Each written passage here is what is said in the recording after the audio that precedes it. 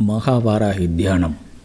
वन्दे वाराहवक्त्रां वरमणिमकुटां विद्रुमश्रोत्रभूषां हारग्रैवेयत्तुङ्गस्तनभरणमितां पीतकौसेयवस्त्रां देवीं दक्षोर्ध्वहस्ते मुषलमथवरं लाङ्गलं वा कपालं वामाभ्यां धारयन्तीं कुवलयकलितां श्यामलां सुप्रसन्नां।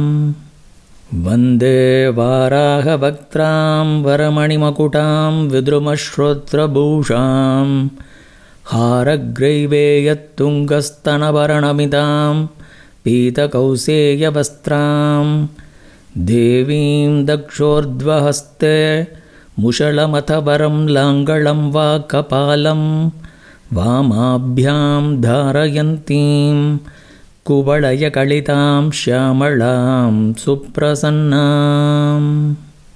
वन्दे वाराहवक्त्रां वरमणिमकुटां विद्रुमश्रोत्रभूषां हारग्रैवेयत्तुङ्गस्तनभरणमितां पीतकौसेयवस्त्रां देवीं दक्षोर्ध्वहस्ते मुषलमथवरं लाङ्गलं वा कपालं वामाभ्यां धारयन्तीं कुवलयकलितां श्यामलां सुप्रसन्नां।